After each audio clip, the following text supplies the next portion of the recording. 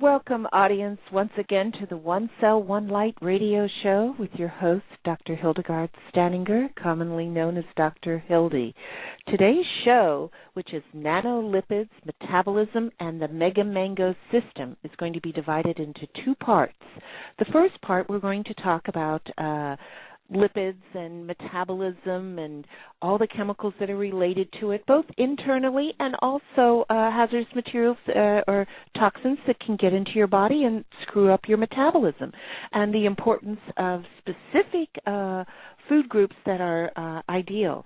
And this section was to be co-hosted with me with Nira Levy of Organic African Red Tea, and also Miss Lily Young of the Veggie Family USA Inc., who are the manufacturers of Happy Tummy. And Nira's company, Organic African Red Tea, makes beautiful red tea and imported organically from South Africa and specific countries of Africa. And we're going to talk about their mango as it's related to our botchy meat products. But also, on the second part of this show, which is going to be dedicated to nanotechnology and future technologies, that's why we have the nanolipids, with my special guest, Dr. Gary Merchant. And he just came out of Congress. He's getting settled, and he'll be ready for us on the second hour. We're going to learn all what happened, okay? So I have also two of my regular special guests that come on that are going to be sharing with me on the information on metabolism that we're going to discuss that's really affecting everyone out there in the world. Is Michael... I'm here. Edward, I forgot your last name there for a minute. And then Shoshanna Allison, who was my special guest last week in reference to the crystal skulls. But they're all here. Go ahead, Sho. No, I'm just saying hello. Okay. What I want to focus, audience, is that if you're aware, if as you have grown up in America or traveled the world or anything, you're seeing people that are becoming more obese. And a lot of people blame it on, oh, it's fat, it's this, you're eating too much. And yes, I do know that occurs, just as our audience knows that occur. But sometimes you have a slower metabolism, or metabolism is not happening. And why is your body building up or stimulating the production of fat when you need it in certain processes of your body, especially like your brain? It's made up of 95% adipose fat. So I want to give you a little history before we go into discussion. There are a number of metabolic disorders that are affecting the United States now. This is from as simple as not growing properly to disorders of amino acid metabolism, organic acids, meaning what you use in digestion, carbohydrate metabolism for glycogen storage, liposomal storage disorders, porphyrin metabolism, purine and pyridine metabolism, disorders of fatty acid oxidation, mitochondrial metabolism, disorders of peroxidational function, like Zellweger syndrome, and then also mitochondrial dysfunction. What happens when you have antibodies on your mitochondria? Steroid metabolism. Just today, Shoshanna sent me an article in reference to oral steroids interfering with the vitamin D metabolism and absorption. But this goes into seizures, dementia, skin rashes, pigmentation of the skin, denture, meaning dentine, losing the enamel of your teeth, etc. But what I have found in the years that I've done it, toxicology and industrial hygiene, and now going into integrative medicine, the whole thing is, what I have found is that no one's really looking at, one, yes, you could have a workplace exposure and exposed to chemicals. too. You could have your home that is inundated with groundwater pollution that is seeping or leaking into your water source, drinking water source, or shower source. You also have local landfills. You also have continual aerial spraying that's occurring worldwide, which we had a show on in September on the 14th in reference to weather modification and nanoparticulates.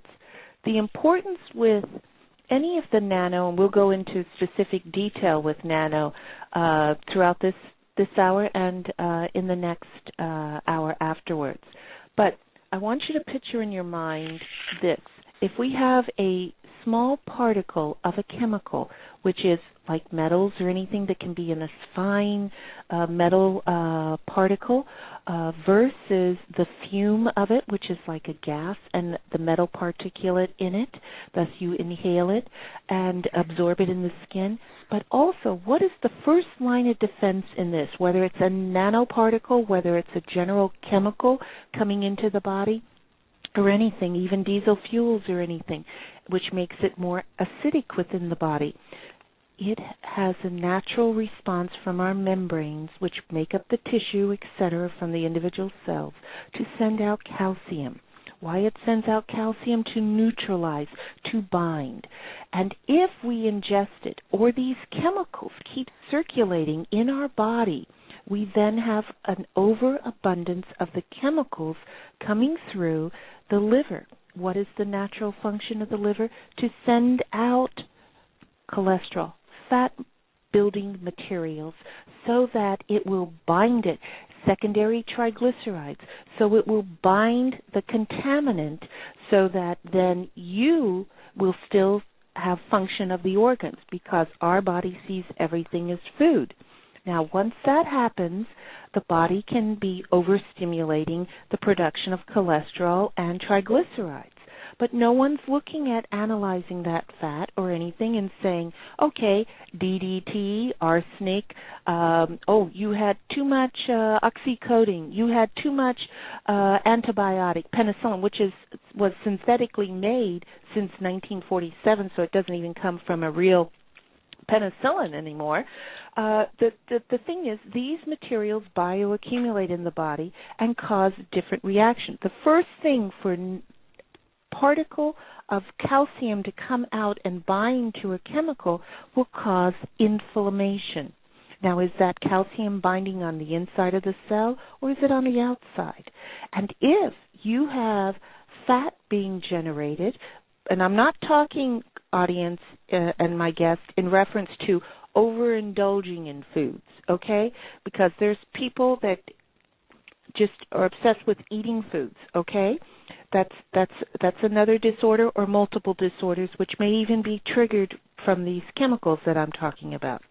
The thing is that when you have the chemical coming in, as I stated earlier, and it's going into where the body has to make from the liver the triglycerides and the cholesterol to bind it, and then trying to break that down, because once it comes through the bile duct, we have to make a decision, body, that is the molecule big enough to make solid waste, or is it small enough to be filtered and go through the kidney? If it's small enough to be filtered, it can be stuck in the nephrons, which are the fine membranes within certain sections of the kidneys, so that it makes our urine, thus stored in the bladder. Many people are having bladder cancer and many bladder disorders, or incontinence, which means you wet your pants, audience.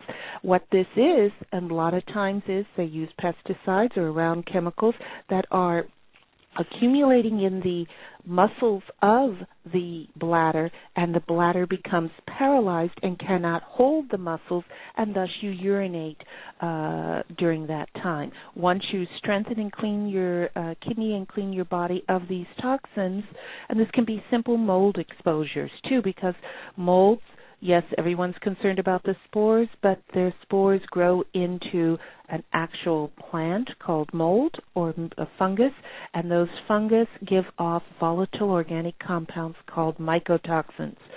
Aspergillus, just using as an example, can make 18 submetabolites or mycotoxins with it, okay? So it's 18 organic chemicals. Why this is important of keeping in mind organic chemical, as simple as even xylene, that could be a combination in our gasoline of xylene, benzene, and toluene. What happens is that it comes into the body, reacts with our blood, or however we were exposed, ingestion or inhalation or absorption on our body. It still gets into the blood, and then what happens is it goes through the intestinal colon because it went through the liver. It metabolized it into alcohol. Now you have an alcohol intolerance. Then it goes into the intestine. And what happens in the intestine is that we have approximately 22 feet there with the small intestine that then hits the pancreas all the time. And from the small intestine hitting the pancreas will then continually make insulin and release pancreatic acids for digestion. But there's no digestion occurring. It's just the stimulation through this chemical process. And then the unknown chemicals that we generate during that time are called xenobiotics. Now, the thing is, many people forget because they may not be toxicologists or have read those books. The thing is that approximately 35% of any chemical that's coming through the intestinal colon will be reabsorbed in the circulatory system of the intestinal digestive tract. And why is that? Because the intestinal colon has to make the intestinal tract has to make different. It's compressed. It's like going through Disney in a ticket line. You're moving around like a snake there. The thing is that it has to compress 22 feet in a certain area to give us function. At the same time, it is made of membrane that is composed of nerve and circulatory systems of veins and arteries. The thing is that in that area has many areas for chemicals to deposit. Thus, you have a fatty colon, or your villi is not functioning because it's not getting the enzymes, or the chemicals that came through, whether it's arsenic, and we'll go into that later on in the show, to kill a mitocide in a chicken. Turn around, that arsenic can accumulate in your body and deposit in your skin and create other disorders, which is the carbon monoxide. But the thing is, it can be continually absorbing, especially if you don't clean out the colon. So with what we're talking about today, we're going to go into many aspects, but I want you to remember that you should always clean out your colon, like in a spring or change of seasons. And I have used Happy Tummy for a number of years. It's 5 generations old in formulation. It's made out of plants, and it cleans sometimes better than a colonic. And very important that way, so that you release the body burden. Because many of the new stuff that is being added into products that we eat as foods. Example, bread, introduced as a preservative or to give it fiber, what they term cellulose. But technically, it's sawdust. Now, is that sawdust from a tree? Is that cellulose from a plant? No one knows, okay, because no one's telling us. But the thing is, what is different between growing an organic plant or an organic tree? You try to reduce the amount of pesticides on it. But if you're doing trees or using sawdust, how do we know what pesticide was used on that? Or in certain states, they may have used genetically modified situations so that then you are, what is used on the tree that makes it dead is selective annihilation, because it's a non-endemic species for the last 500 years of that state, as many of the trees and stuff that have been done in Arizona and Florida over the last 10 years. This all accumulates on all of us and every life form.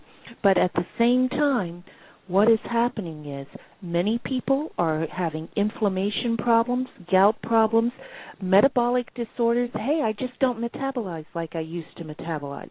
And my thought is, from my standpoint, is that these fine chemicals that are basically bioaccumulating in our body. Prime example, look at the use of modified food starch. Modified food starch is using half of whatever that plant starch is, meaning potato, corn, rice, whatever it may be, with waterborne polyurethane. Waterborne polyurethane was published in 2010 as a criteria document with EA and the National Registry of Environmental Professionals, and I authored that. It was styrene. Styrene is a known carcinogenic agent. So why do you want it in modified food starch? Okay? We know all different kinds of compounds that are out there, but this is what we're going to focus on. How to get this metabolism moving, how to get this out of your body, and how to look better as you increase your metabolism. Are you there, Sho? Hello. It got real quiet. I thought maybe I lost y'all. I hope I didn't. We're was getting on my soapbox on metabolism, you know? No, you were getting a good lesson, and I was listening. I was learning. Yeah, and at the same time, I like to explain it, audience, as you well know, and anyone that's out there, and all my patients or anything, is like I like to explain it so you see it in your mind or draw a picture, because all of us know a picture is 1,000 words. So if you see it, you can express it. And the thing is, we had Dennis Schiller on in the several shows back, and that he did a beautiful presentation on Agricus blasi, and we'll discuss that because that's in one of the Bacchimi products, and his products, that he discussed were excellent. But why I want to bring up that now, before we go into this discussion and go into it more, guest, is not only are we seeing the increase of inflammation and metabolism disorders. Hey, you got a little chin under your chin when you didn't have that before because your tongue's swollen or your esophagus is swollen. The thing is that he brought out one very important point with this Agricus, was that it, and we have that in our Quizzitel, was that it aid in a particular gene, which I study under our other company, Toxicogenomics, which is AD1POQ. Love that name. It's the Q gene. Okay, goes with Quizzital blend. The thing is that this particular gene, if it's turned off, by turned off, audience and guests, I mean, a chemical could turn you off. It could stop production, etc. That's why I'm saying staying at that simple area of it. And yes, it can be more complex. But the thing is that it causes it to produce more glucose and more fatty acid when it's turned off. Thus, you make hard fat. And what are we seeing around the lower belly, meaning just below the belly button? We're seeing people with a little inner tube ring where they never had that before, and it's hard. It's hard fat. And the thing is that if you looked in your society, no one used to have that. But if you look at a timeline of the injection of putting new modified this or modified that, you can see within 3 to 5 years after that introduction of that modification, there is a change in appearance of society. And this is not only with ourselves as human beings, but look at our pets. Mm-hmm. Because many of them, whether it's a horror, the thing is, audience, on the nanolipids, yes, they're small, etc., but they are used in time-release medications. They are used in to allow other materials to be delivered within the body. But listen to what I said in the very beginning of the show. One of these disorders, liposomal storage disorders. So where I'm coming from is if you have materials that are in foods or being added to foods or in the air being used to modify weather, whatever, okay? The thing is, we didn't have this about 10 years ago. The thing is that the body doesn't care what it is. It's just absorbing it. And what does our body always do? As with any animal, it will store it because it may be food in the future. And definitely the more chemical you have that's an organic chemical is the more fungal, the more bacteria you will have in your body. What happens is that many times the bacteria and even the natural flora will use it as food because it's a loose chemical carbon source. But if it is toxic to the bacteria, meaning in particular our beneficial bacteria that is used in digestion, the breaking down of food in the intestinal colon, it kills it off. Your natural flora died off. How many people do you know use probiotics and prebiotics? Take Jerusalem artichoke or any of this stuff.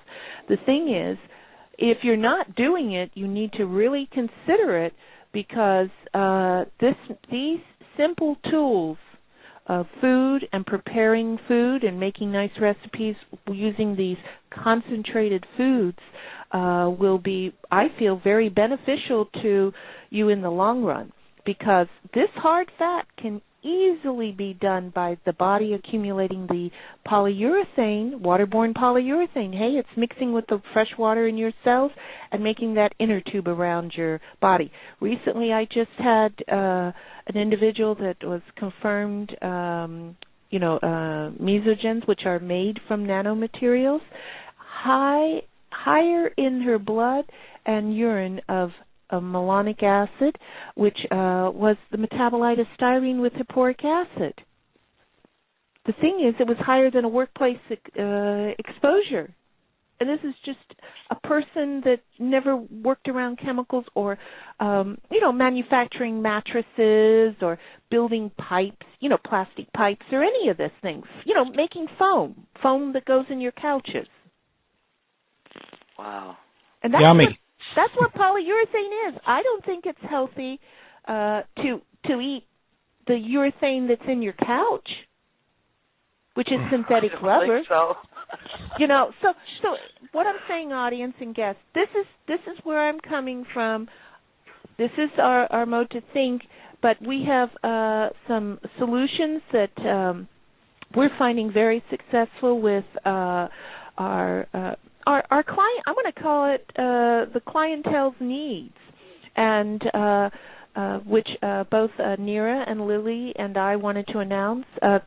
They've had some things come up that they couldn't be on, and hopefully maybe they'll be not necessarily at the end of the year because we have our schedule coming up, but definitely at the first quarter of next year in our shows for 2012. But the thing is that we're realizing as companies that there is this thing going on with chemicals and everything. So all three companies being Organic African Red Tea, Veggie Family USA, and Integrative Health Systems have really concentrated on a team effort together with the companies and that to offer these solutions and products, but at the same time always maintain the quality and the integrity of even protecting the products because there's a lot of things going on out there, So it's where when we get into the Mega Mango system that my guests are ready to chit-chat about, we will definitely be able to offer this system through all three of the companies. So that'll be nice for all of the clientele out there. Okay? Got it. Okay. Yeah. Yes, ma'am. I got a question. Go ahead. Kind of almost like a comment question. So what you're saying is that our metabolism can be affected by these toxins that are just toxins all by themselves anyway. So besides us storing toxins, just like our bodies store fat, these toxins also affect how our metabolism works. Right, and also, Mike, that the fat may contain the toxin. Remember, years ago, when they were studying endocrine disruptors, many of the universities, they were selective, especially in the South, because DDT was used in the South. When they were doing, removal of tumors from the breast or anything in fat samples and stuff like that, they would do analysis of DDT, et cetera, and say, oh, we found DDT not significant, et cetera, because it doesn't need to be at a specific level. If it's present and measurable by standard analytical methods in one area, how much in the whole body? Meaning the specimens that are used, meaning blood, urine, etc., this way is circulating blood, circulating urine. When I went through the OSHA Institute, it was standard policy, and I stick to it to this day, is that even if they change, but I stick to this, is you sample first morning urine for the concentrations because it's going to be the most concentrated because you rested all night, so your bladder will dispose of the chemicals. It's not normal to have malonic acid in your urine that is metabolite of styrene. If you're not a worker of styrene, you know what I mean, or making urethane mattresses. But now many of the labs say disregard first morning urine. To me, that's skewing the test. Because it doesn't matter what it is. You're not supposed to have these chemicals at all in your body. You're supposed to be having the chemical composition that's in any physiology book in the world that says blood is made up of this, urine is made up of this. It's not made up of these contaminants. And under OSHA regulations, if the chemicals are of similar disease patterns, example, carcinogenic, versus reproductive toxins versus teratogens, et cetera. If they have similar, properties that way of creating similar disease patterns, then there's supposed to be an additive effect. Yes, that's monitoring the airspace, meaning the workplace air, what you're breathing, and that. But remember, air dilutes it. So you never know really what's in you, and your body sees everything. I had a wonderful graduate student years ago when I was at Martin Marietta, this intern, because she was working on her master's of public health, Janet McLeod, and it's referenced as the appendix in my book of years ago, the Comprehensive Handbook of Hazardous Materials. She went through every chemical that was used and identified one smell of it. How many years would it take to give you the disease? Prime example, acrylonitrile, used in rubber, synthetic rubber, etc. Beyond the Olmecs who founded natural rubber, okay? The thing is, for your nose to smell it, it has to be 16 parts per million for it to just smell it. 1 part per million will cause cancer in 10 years. So you've already been 16 times more exposed when you breathe it. Do you see what I mean? But you only needed that one time if everything is right in your body to give you the disease. Well, it's kind of scary to think about a urinalysis in the morning.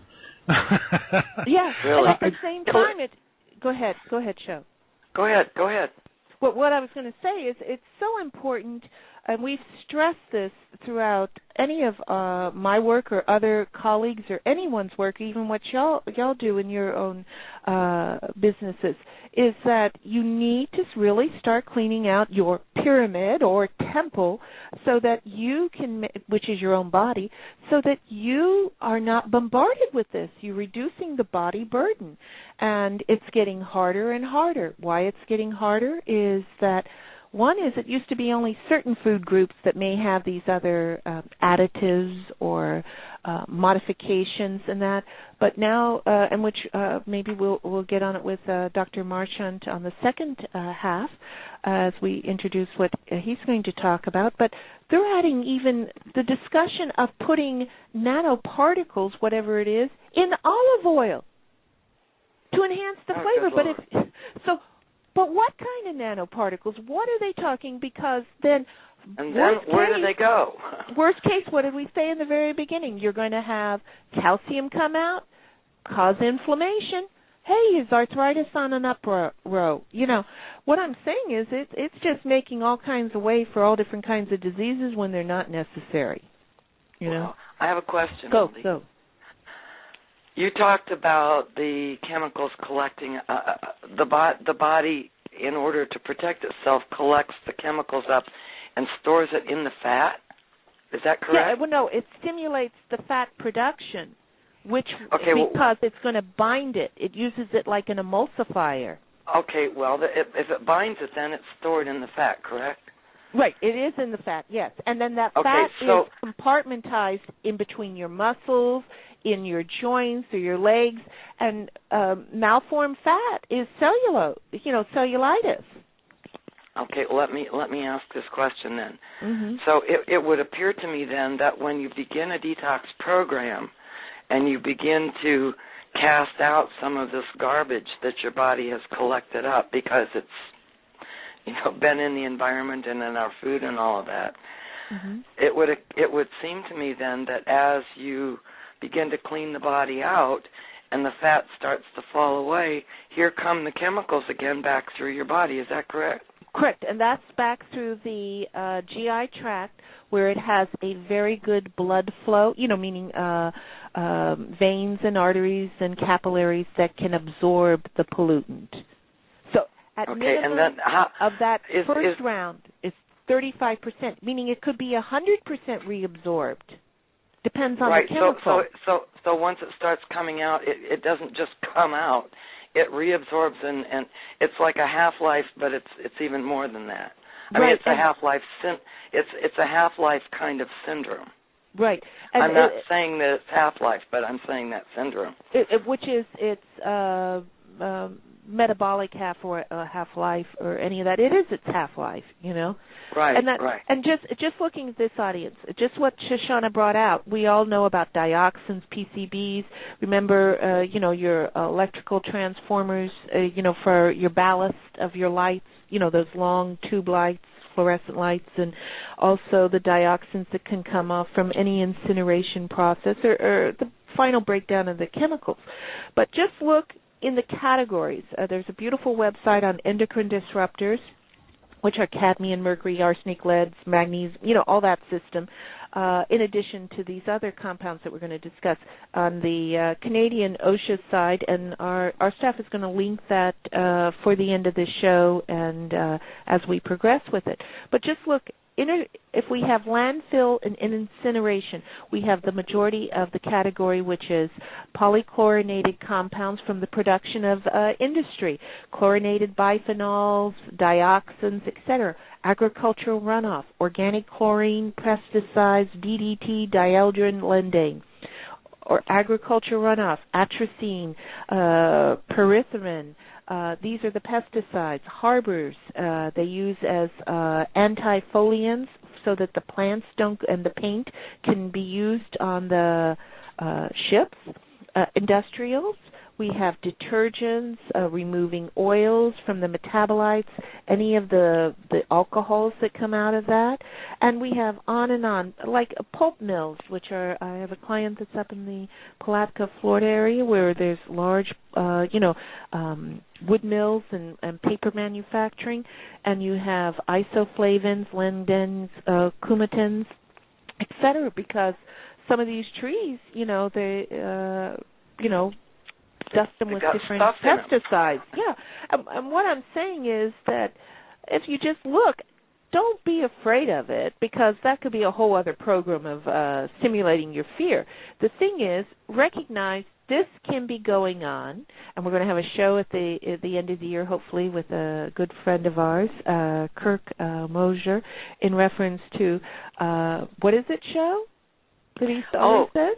He talks about, I refuse to commit. I choose not to commit.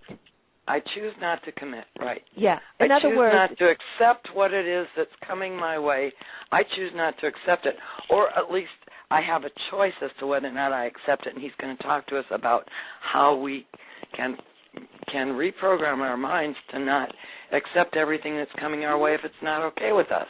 And I'll guarantee, and also this, and it's important, audience, it used to be that all these chemicals would accumulate in the fatty tissue of the body, or the stimulation of making fat. Okay, you could have been skinny as a kid, and then all of a sudden, when you go through puberty, you're 4 sizes bigger than what you were. Okay, and it wasn't growth. Okay, the thing is, it can be these DDTs, et cetera, this way, because what these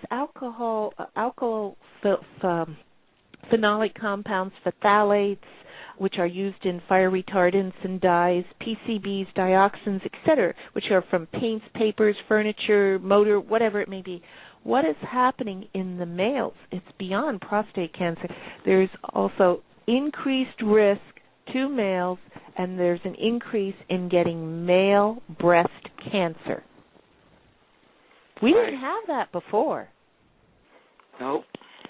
So there are also extremely serious fertility problems going on, male and female, but mostly male at this point. Right. When it used to be that majority of male infertilities were from organics, solvents, or exposure to molds because they would lose their vitamin C, and other factors. So what I'm saying is, it's a very complex world now. Oh, yeah, especially when our urine and our blood is full of things like styrofoam. It's making it really hard to continue on normally, isn't it? Yeah, it just makes it hard. Yes. Hildy, can you in 2 little sentences describe the modified food starch, what it is? Modified food starch, as I recall, and this is my take, it is the same chemical compound as styrene. Am I correct? Correct, except that it's been, I'm going to say, not altered. It's been combined with another compound that, or itself, through its technology, that it can react with water. Okay, versus in industrial production, it is reacting with another copolymer, meaning another plastic. Gotcha. And they usually use like a catalyst, which is like toluene diisocyanate, MDI, HDI, or any of these other isocyanates, to combine it so they stick together. When you have in other words, to make a styrene cup. In other words, to make a styrene cup, they do that. Yeah, to make it foam up. Gotcha. But now they could add silk fiber from modified goats, all different things now. But in particular, what that particular criteria document was, and I was he was so happy that NREP, because when their technical reviewers reviewed it, they thought it was so important. And this was in 2010 that it gets out, because that's when, just prior to industry, I shouldn't even say industry, the aspect of putting in modified food starch into dietary and also pharmaceutical productions. It's everywhere. It's everywhere. It's like high fructose corn syrup. Right, but it's not normal to have corn adhesive coming out of your body. It's just like the paper I presented several months ago for their annual conference, which we did a whole show on, and Michael was my co-host, because Dick Young couldn't come because of getting out of the hotel and stuff like that. The thing is, hey, it's not normal to have a super glue at nano claws on a mesogen in the nose, meaning you're not breathing the glue or the airplane glue, meaning that's what I'm saying. So if you have, in that particular paper, I had 3 locations, one Los Angeles, one New York, and one Saudi Arabia. Within 1 week of each area, each one of these individuals had it and sent a specimen, and it came analysis, and they all matched. Wow. So that means it was in the air. Okay, yes. Yeah, but absolutely. What is it? What are the chances of them all eating the same combination of bread? Buying the same brand of bread. Well, if it's 2 incidents in the same, it's 1 billion to 1. So not a million with a B. So it's that type of odds. Wow. Wow. So that's why it was looked at from aerial emissions, because it was different factors, But in any event, these metabolisms, and this is occurring, and why we came up with, it was introduced first with Nira's show on African red tea, the use of mango, because it had, in particular, she was the first company to bring it in from West Africa, and in this company, bringing it in, it was high in minerals. And then I started to study it, and we use her mango with our products for that hard fat, as we know.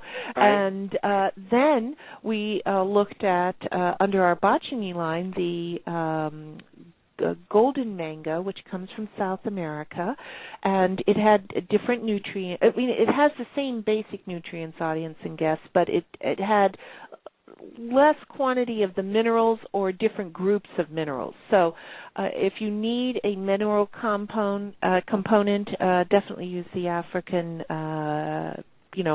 source. And then we always use the Happy Tummy, and that's when we got involved with our Eternal Beauty, so that it would cleanse out with the okra and also the Jerusalem artichoke, so you'd have food for your probiotics, Quisito in reference to Agaricus blasi, and also our Shosho blend, so that it would also have jasmine in it and rose petals, so that it would help cleanse the body even deeper. My goal has always been, one, you get the debris like the waterborne polyurethane off the cell membranes and the tissues. It's like glue in there, and get them unglued and working, that you want to also get them detoxed inside the cells.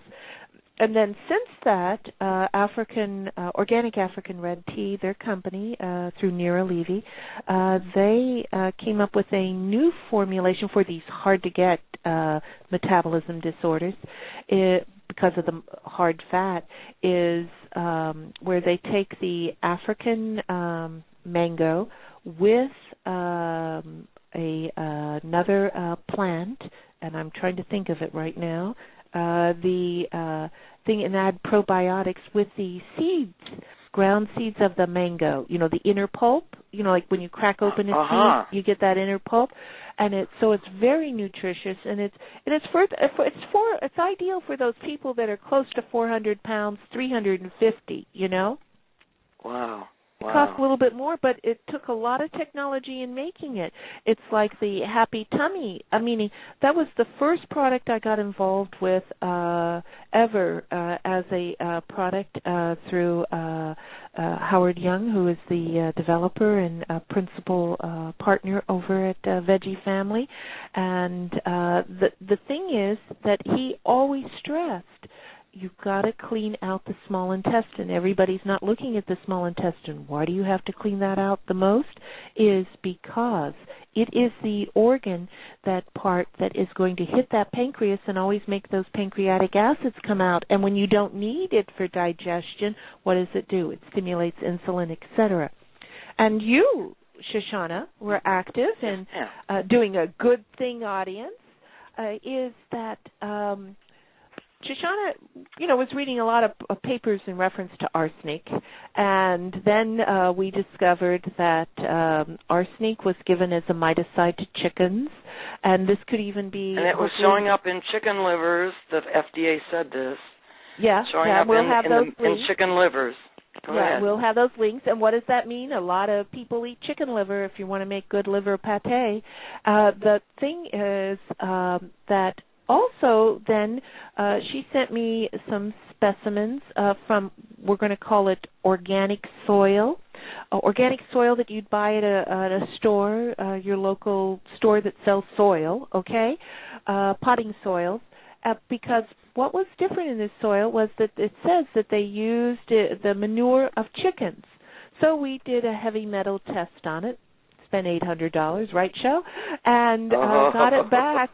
It was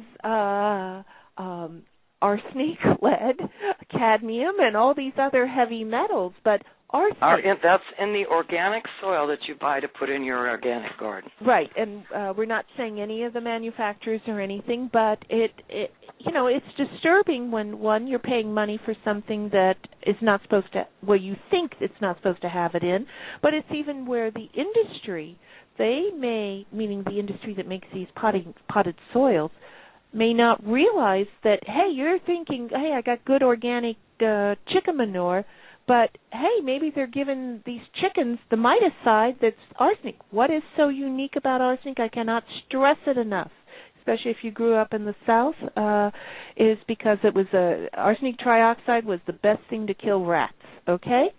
The thing is that it does a unique thing. It will always accumulate in the skin, and if you get exposed to UV light, and that arsenic is concentrated in that skin, it can make skin cancer, melanoma. So is melanoma increasing because skin cancer is going up? Because there's no one testing the skin or your pathology slide to see, with the ramen, to see if you've got arsenic there. Love to do that for you.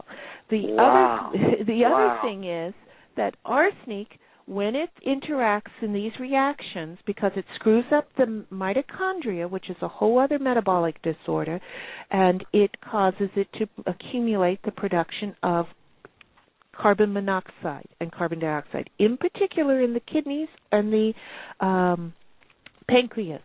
And what that does, when that gas gets there, it causes it to act like an accordion, and thus you have pancreatitis, or you think you have chronic backache, but really it's the compression reaction in your kidneys.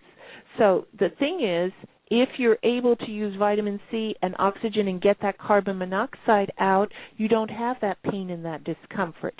But how many diseases can be stimulated with the reduction of oxygen, because now you have carbon monoxide, which is highly toxic, neurotoxin, that is concentrated in your pancreas. Now, is it arsenic that is accumulating there, and the synergistic effect of carbon monoxide with it, if there is, or potentiation of that, that we know arsenic causes cancer, maybe that's a root of pancreatic cancer. Oh, my gosh, Hildy. And we've known a lot out here in Hollywood, the passing of Patrick Swayze, Michael Landon, a lot of very high celebrities, and contributed a lot not only to their industry, loved their family and cared about them, etc., have died from that, It's like I've always loved David Niven, and he passed away from alateral sclerosis. But who knows if he's got his bushes sprayed with malathion that causes that, Wow. Hildegarde Staninger, we're about to start a little newsletter, and it's going to be called From the Desk of Dr. Hildy, and people need to know this. We'll send out flyers and what have you, emails on the Internet, to let everybody know how to subscribe to the newsletter. But I'm hopeful that you can bring down some of this information on a weekly basis and let people know what to look for. Tell your doctor to look for this, get a test that says to look for that. This is incredible information, honey. It really is. Yeah, we're going to do that, audience. And if any one of my patients who know me well, they've seen my desk, they know it's from the desk of, And over my Christmas holiday, I might have to have Rudolph and the gang help me clean it up, because sometimes it falls a little bit. And but it was amazing that I will share those crystal skulls really help you along the way. Maybe they're amplifying it, because I go, oh, I needed this article, and my desk fell, and I found the article. So it didn't fall all the way. Oh, my. It was just about an inch, but I piled it back up. But the thing is, it does happen. I want to also, with endocrine disruptors, which we need to have a show on that specifically, it's important to know, audience, that we're not just talking, hey, my kidneys are not producing corticosteroid, it's not affecting my thyroid, I may have parathyroid calcification, occurring, or any of this type of stuff. These are the organs that make up the endocrine system. and it all plays on your brain, on your reproduction, life as a whole. Okay, it's the hypothalamus, the pineal, the pituitary, the thyroid, parathyroid glands, thymus, adrenal glands, and the prostate. And also, they consider in this too the ovaries, in female.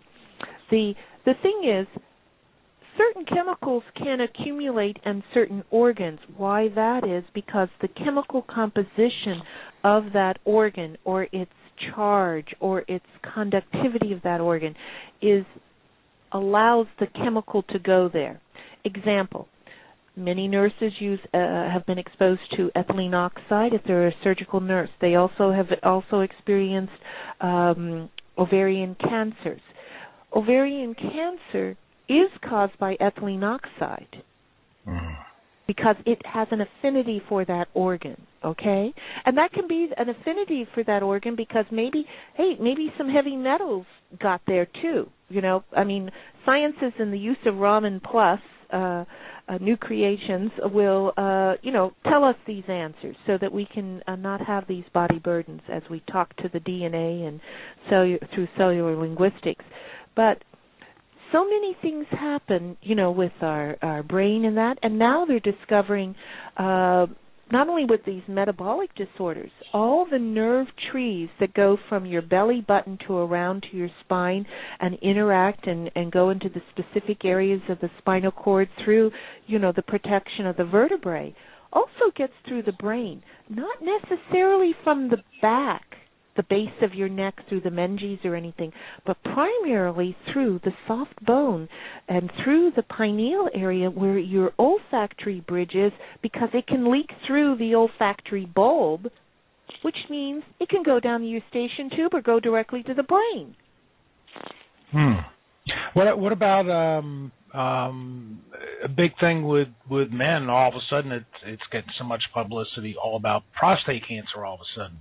You think that's the same thing where it's a chemical toxin in the same way that ovarian cancers? I did a study years ago. It was published in the handbook of, Alternative Medicine's Guidebook for Cancer. Burton Goldberg published that overview of that study.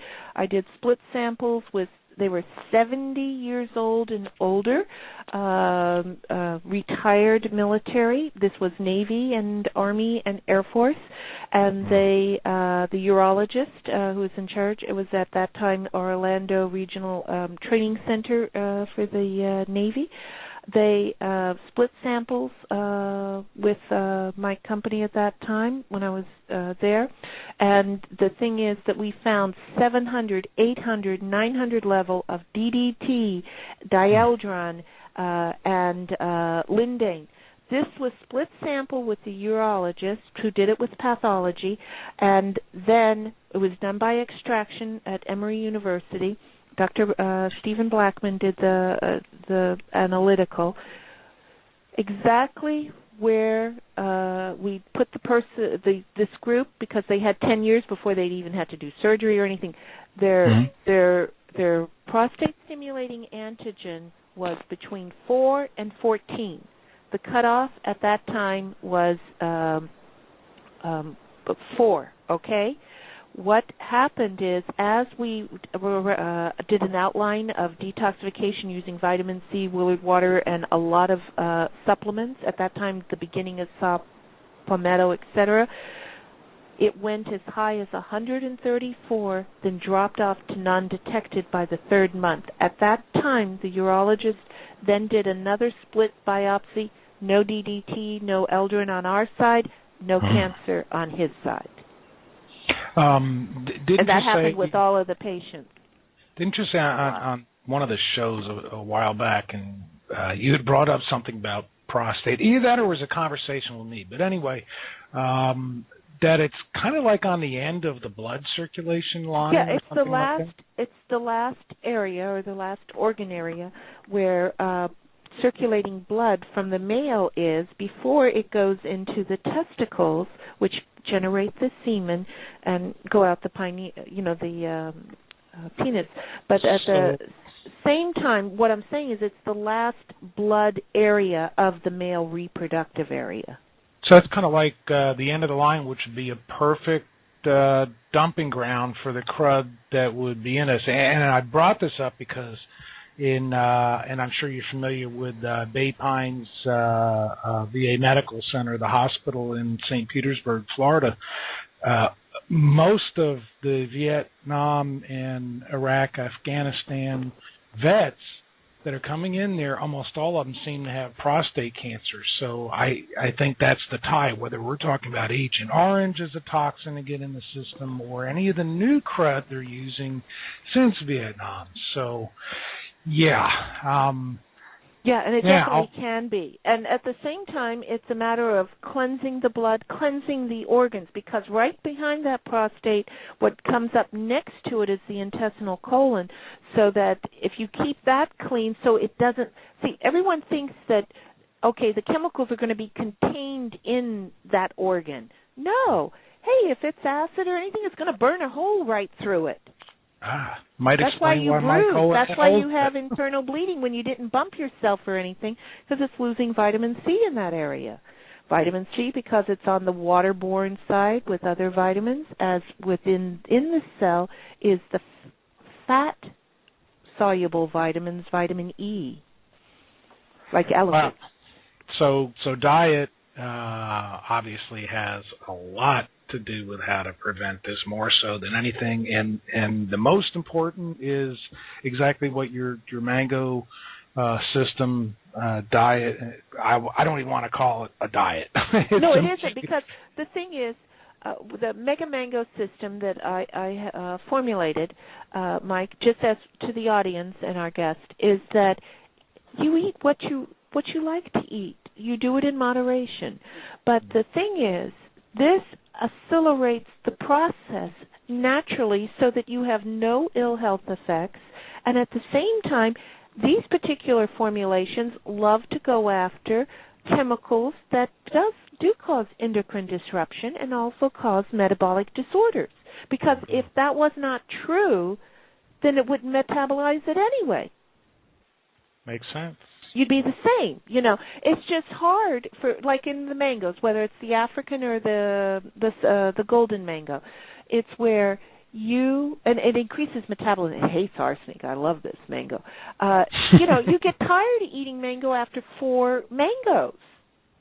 True. Some people after do. 2.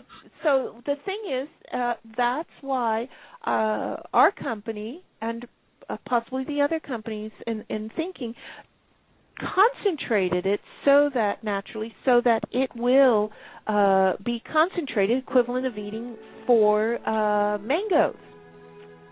Well, audience, we're going to be going into our break now, and then I'll be introducing Dr. Gary Marchand. And I want to thank my 2 guests for being on with me, and we're going to have another show on metabolism and endocrine disruptors. Michael Edward and Shoshanna Allison. Thank you both for being on with me. Thanks, Dr. Thank you, Hildy.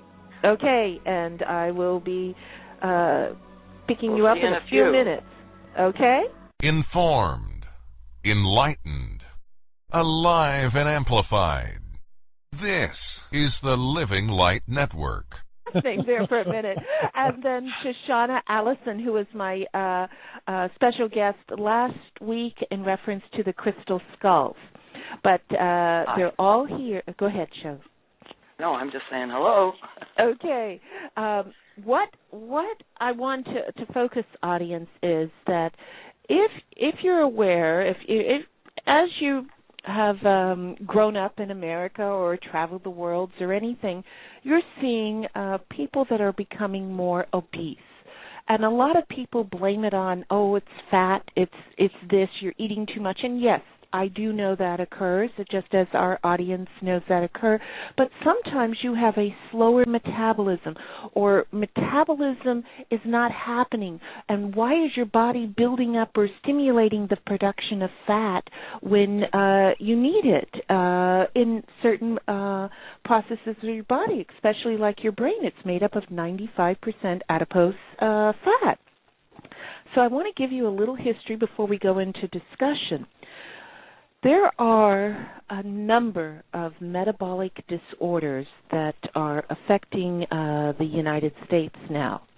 This is from as simple as not growing properly to disorders of amino acid metabolism, organic acids, meaning what you use in digestion, carbohydrate metabolism for glycogen storage, liposomal storage disorders, porphyrin metabolism, purine and pyridine metabolism, disorders of fatty acid oxidation, mitochondrial metabolism, disorders of peroxidational function, like Zellweger syndrome, and then also mitochondrial dysfunction. What happens when you have antibodies on your mitochondria? Steroid metabolism. Just today, Shoshanna sent me an article in reference to oral steroids interfering with the vitamin D the nephrons, which are the fine membranes within certain sections of the kidneys, so that it makes our urine, thus stored in the bladder. Many people are having bladder cancer and many bladder disorders, or incontinence, which means you wet your pants, audience. What this is, and a lot of times is, they use pesticides or around chemicals that are accumulating in the muscles of the bladder, and the bladder becomes paralyzed and cannot hold the muscles, and thus you urinate during that time. Once you strengthen and clean your kidney and clean your body of these toxins, and this can be simple mold exposures too, because molds, yes, everyone's concerned about the spores, but their spores grow into an actual plant called mold or a fungus, and those fungus give off volatile organic compounds called mycotoxins. Aspergillus, just using as an example, can make 18 submetabolites or mycotoxins with it, okay? So it's 18 organic chemicals. Why this is important of keeping in mind organic chemical, as simple as even xylene, that could be a combination in our gasoline of xylene, benzene, and toluene. What happens is that it comes into the body, reacts with our blood, or however we were exposed, ingestion or inhalation or absorption on our body, it still gets into the blood, and then what happens is it goes through the intestinal colon because it went through the liver. It metabolized it into alcohol. Now you have an alcohol intolerance. Then it goes into the intestine. And what happens in the intestine is that we have approximately 22 feet there with the small intestine that then hits the pancreas all the time. And from the small intestine hitting the pancreas will then continually make insulin and release pancreatic acids for digestion. But there's no digestion occurring. It's just the stimulation through this chemical process. And then the unknown.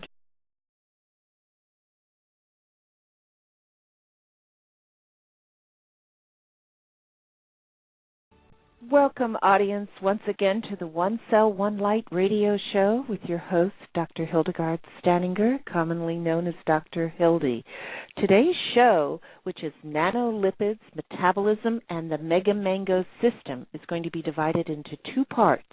The first part, we're going to talk about lipids and metabolism and all the chemicals that are related to it, both internally and also hazardous materials or toxins that can get into your body and screw up your metabolism, and the importance of specific food groups that are ideal. And this section was to be co-hosted with me with Nira Levy of Organic African Red Tea, and also Miss Lily Young of the Veggie Family USA Inc., who are the manufacturers of Happy Tummy. And Nira's company, Organic African Red Tea, makes beautiful red tea and imported organically from South Africa and specific countries of Africa. And we're going to talk about their mango as it's related to our botchy meat products. But also, on the second part of this show, which is going to be dedicated to nanotechnology and future technologies, that's why we have the nanolipids with my special guest, Dr. Gary Merchant, and he just came out of Congress. He's getting settled, and he'll be ready for us on the second hour. We're going to learn all what happened, okay? So I have also two of my regular special guests that come on that are going to be sharing with me on the information on metabolism that we're going to discuss that's really affecting everyone out there in the world. Is Michael... I'm here. Edward, I forgot your metabolism and absorption. But this goes into seizures, dementia, skin rashes, pigmentation of the skin, denture, meaning dentine, losing the enamel of your teeth, etc. But what I have found in the years that I've done it, toxicology and industrial hygiene, and now going into integrative medicine, the whole thing is, what I have found is that no one's really looking at, one, yes, you could have a workplace exposure and exposed to chemicals. Two, you could have your home that is inundated with groundwater pollution that is seeping or leaking into your water source, drinking water source, or shower source. You also have local landfills. You also have continual aerial spraying that's occurring worldwide, which we had a show on in September on the 14th in reference to weather modification and nanoparticulates. The importance with any of the nano, and we'll go into specific detail with nano throughout this hour and in the next hour afterwards. But I want you to picture in your mind this. If we have a small particle of a chemical, which is like metals or anything that can be in a fine metal particle, versus the fume of it, which is like a gas, and the metal particulate in it, thus you inhale it and absorb it in the skin.